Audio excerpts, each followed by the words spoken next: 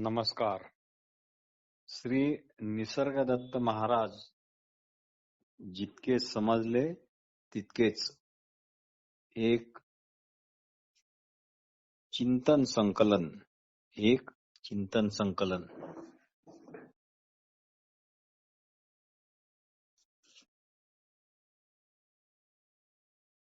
कोणतीही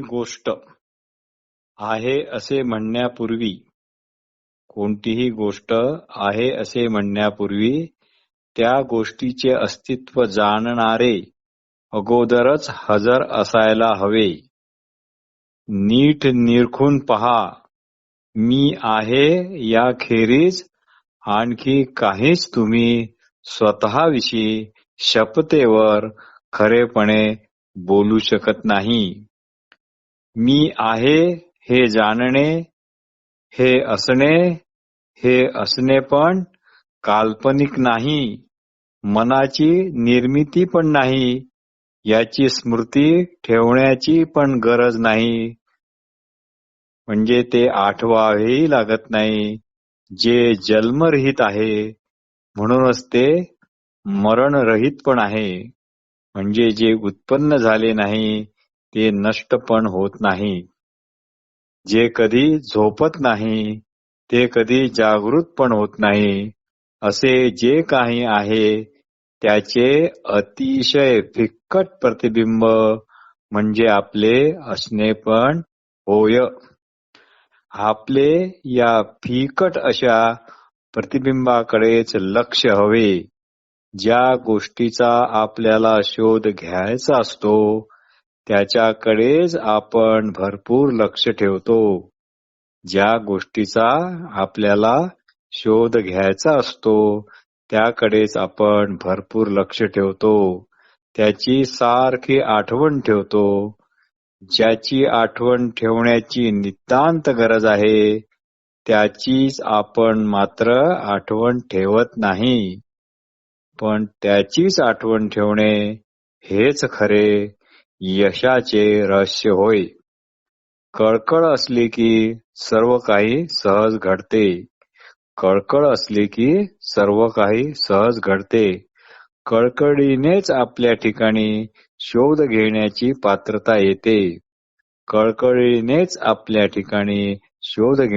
पात्रता येते.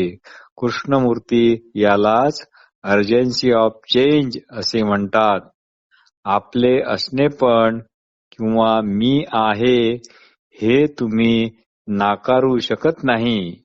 आपल्या या मुळाकडे, आपल्या या उगमाकडे उत्स्फूर्तपणे वापस या, परत या. आपल्या आहेपणात, आपल्या असणेपणात जास्तीत जास्त राहा. यापेक्षा साधा सोपा दुसरा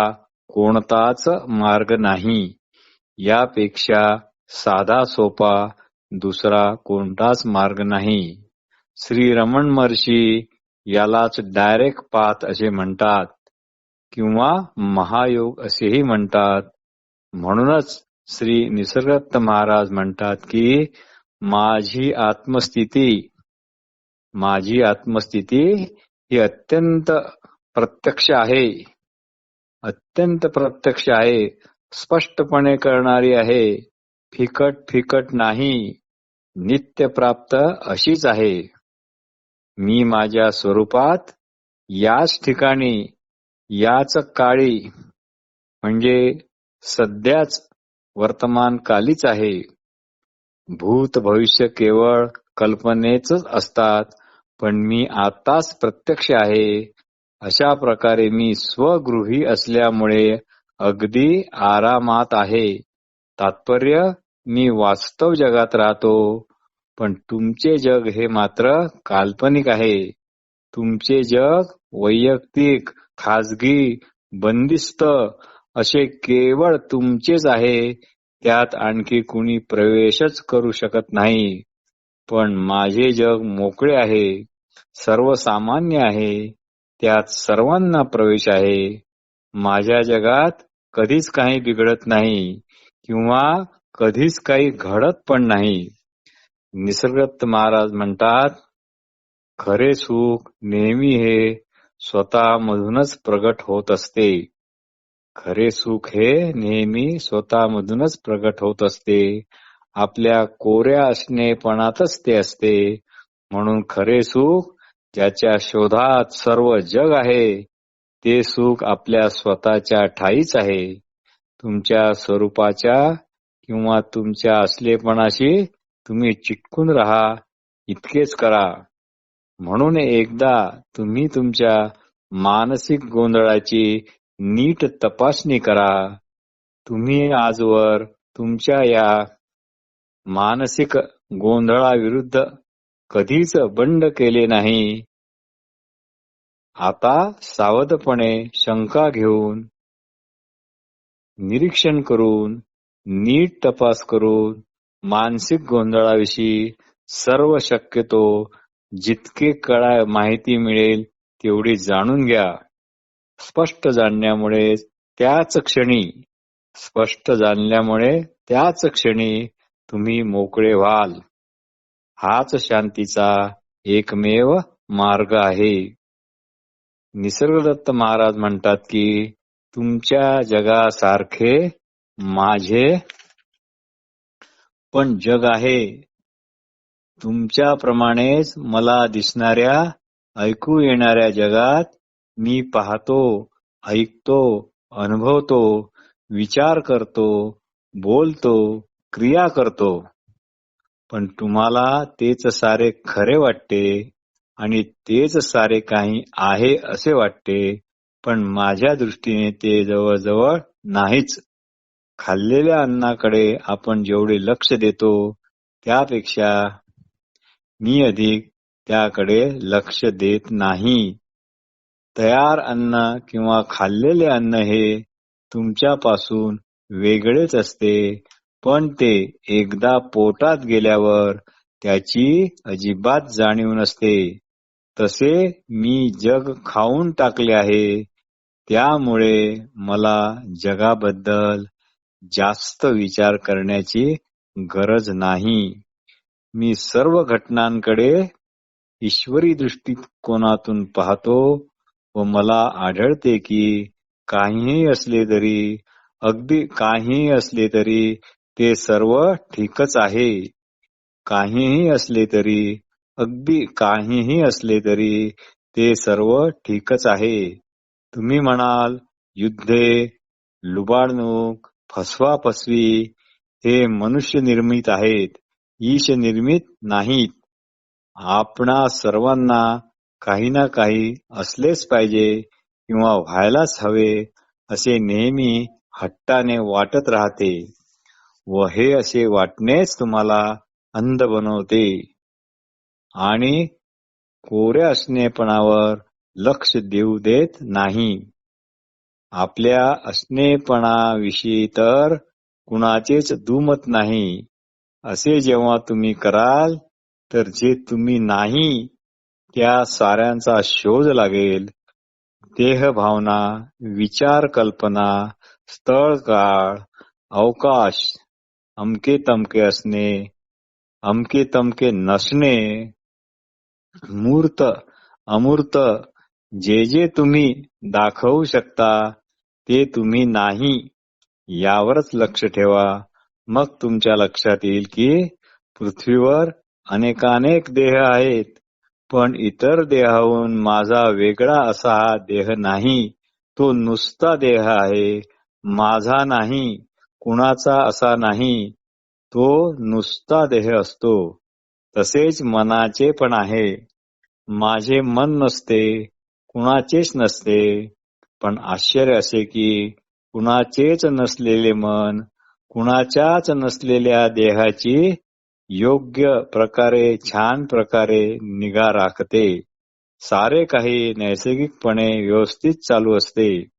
स्वरूप ज्ञानामुळे सदाचरण सहजपणे व उत्स्फूर्तपणे होते.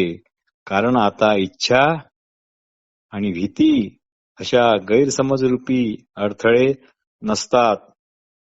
निसर्गदत्त महाराज म्हणतात, माझ्या प्रारब्धाने मी एक सामान्य माणूस म्हणून जन्माला आलो. अल्प शिक्षण घेतलेला एक साधा तंबाखू बिडी पान मसाला असा विकणारा व्यापारी झालो. पण माझे गुरुचे सद्वचन मी हृदयाशी धरले. त्यामुळेच सतत स्वरूपाकडे लक्ष लागले. पण जोपर्यंत तुमचे वैयक्तिक रूप आहे, म्हणजे जोपर्यंत तुम्ही स्वतःला अमुक तमुक समजता, मग ते अहम ब्रह्मास्मी का असेना, मग ते अहम ब्रह्मास्मी पण का असेना, तोपर्यंत वैयक्तिक स्वभावचित्रे आणि सवयी स्वीकाराव्याच लागतात. निसर्गदत्त महाराज म्हणतात की सध्या मी केवळ देहाने मृत नाही, तर मनानेही मृत आहे. तुम्हाला याचे कदाचित आश्चर्य वाटेल.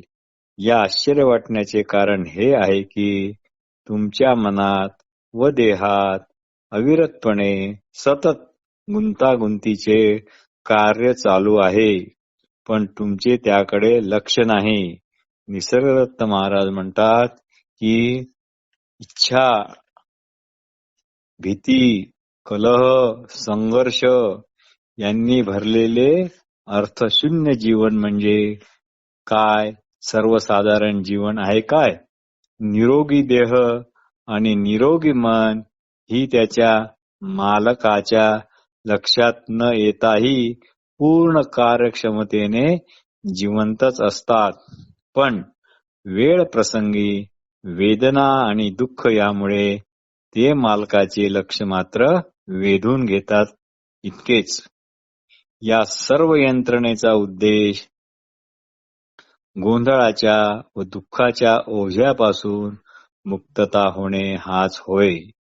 निसर्गदत्त महाराज म्हणतात, एकदा का तुम्ही जाणले की व्यक्ती ही आपल्या स्वरूपाची छाया आहे, स्वतः स्वरूप नाही, एकदा हे मनापासून समजले की मग तुम्ही कशावरच चिडत नाही, कशाचीच चिंता पण करत नाही.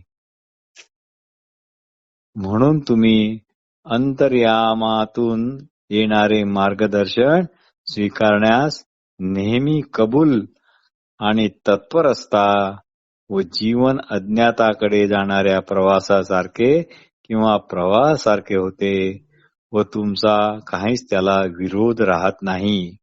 म्हणूनच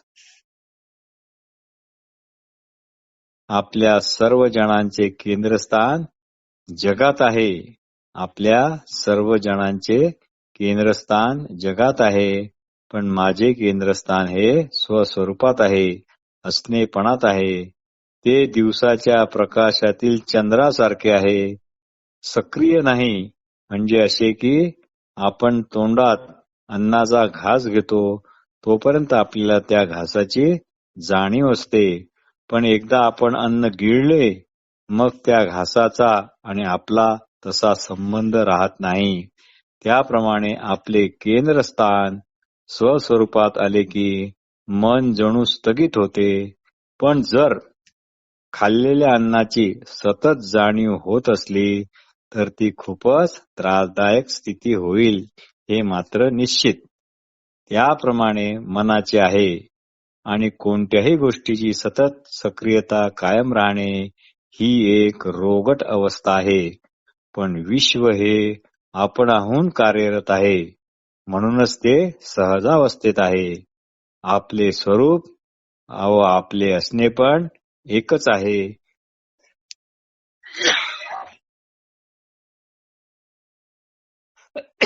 निसर्गदत्त महाराज मोठ्या गमतीचे एक विधान करतात. ते म्हणतात, 1000 वर्ष आयुष्य असलेले एखादे चांगदेवासारखे योगीराज ती कला मला शिकवायला आले तर माझा त्यांना नम्र प्रश्न असा आहे की अशा दीर्घायुष्याचा मला काय उपयोग? आयुष्य कितीही दीर्घ असले तरी ते आयुष्य एका क्षणासारखे व स्वप्नवतच मला वाटेल. याचे मुख्य कारण ते माझ्याच प्रकाशात प्रगट आहे. माझ्या असलेपणामुळेच ते आहे.